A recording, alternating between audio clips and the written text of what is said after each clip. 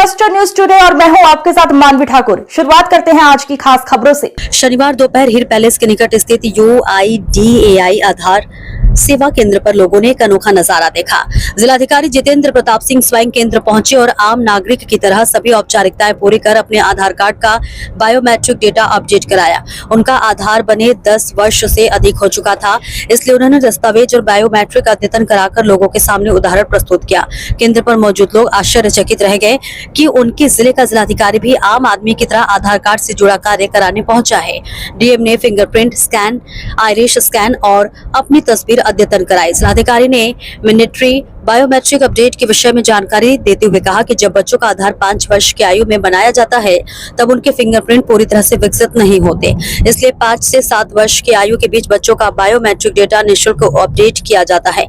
यदि यह अपडेट 7 वर्ष की आयु के बाद कराया जाए तो 100 रुपए शुल्क देना पड़ता है। इसी प्रकार 15 से 17 वर्ष की आयु में भी बच्चों का बायोमेट्रिक अपडेट अनिवार्य है और यह प्रक्रिया निःशुल्क होती है। 5 वर्ष की आयु पर बच्चे का फिंगरप्रिंट, आइरिस और फोटो दर्ज करना जरूरी है, जबकि 15 वर्ष की आयु पर यह भी प्रक्रिया अनिवार्य ताकि आधार जीवन भर सटीक बना रहे। सरकार की जो योजना आधार कार्ड की है उसमें एक ये भी कंपोनेंट आवश्यक है कि जिन लोगों को 10 साल हो गए आधार कार्ड बने हुए, जैसे कि मुझे खुद भी हो गए थे, तो उसके क्रम में मैंने जो आधार सेवा केंद्र हमारा यहाँ हीर पैलेस के पास में है उसमें मैंने खुद अपना बायोमेट्रिक अपडेट किया है।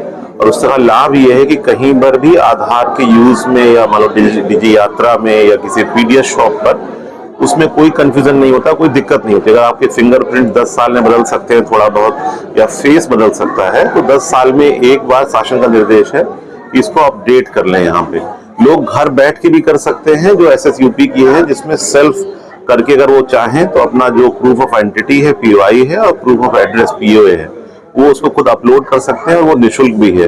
अगर वो बायोमेट्रिक यहाँ अपडेट करते हैं तो उसकी फीस 100 रुपए जैसे मैंने भी पे किया है। और अगर सिर्फ वो अपना एड्रेस या आइडेंटिटी प्रूफ करना अपलोड करना चाहते हैं तो उसकी फीस सिर्फ 50 रुपए है। ये आवश्यक इसलिए है कि इतना बड़ा डेटाबेस है वो अपडेट रहे और जितनी भी डिजिटल सेवाएं हैं भारत में किसी को कोई दिक्कत ना हो। सरकार ने इसको सीमलेस बनाने के लिए, स्मूथ बनाने के लिए व्यवस्था की है और जैसे मैंने खुद आके किया तो मैं सभी कानपुर वासियों से विशेष रूप से अनुरोध करना चाहूंगा वो करें। दूसरा इसका जो कंपोनेंट है वो भी इम्पोर्टेंट है, वो ये है मैंडेटरी बायोमेट्रिक अपडेट। जिन बच्चों का 5 वर्ष से पहले बायोमेट्रिक उनका लिया गया है, जो डेटा लिया गया है, उस समय उनकी उंगलियां उतनी विकसित नहीं होती, तो 5 से 7 वर्ष के जितने भी बच्चे हैं उनको फ्री मिलता है कि वो अपने फिंगरप्रिंट्स वगैरह दे सकते हैं।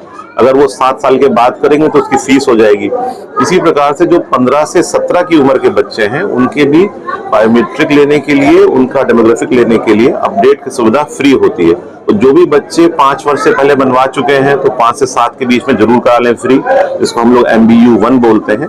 और MBU2 है जो कि 15 से 17 साल के बच्चों के लिए निःशुल्क है, ताकि जो आधार की सेवा है वो सीमलेस चले, बहुत फास्ट चले। और जैसे जैसे डेटा का प्रसार हो रहा है, हमारी सारी सुविधाएं, बैंक के अकाउंट, सारी बेनिफिशियरी स्कीम्स, गवर्नमेंट के एक्सेसेस इससे जुड़े हुए हैं, तो इस अपडेट से उन सभी यूजर्स को फायदा होगा।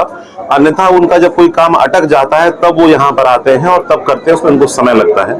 तो मैं अनुरोध करना चाहूंगा सभी कानपुर वालों से, अन्य लोगों से भी कि अपने आधार को देख लें, अपडेट कर लें। 10 वर्ष से अधिक हो गया जैसा कि मुझे हो गया था तो मैंने अपडेट किया है, बच्चों का भी अपडेट कर लें। और अगर कोई भी एड्रेस प्रूफ वगैरह या आइडेंटिटी प्रूफ उनको अगर घर पे भी अपलोड करना है तो वो सेवा निःशुल्क भी है, उसको भी इस्तेमाल कर सकते हैं।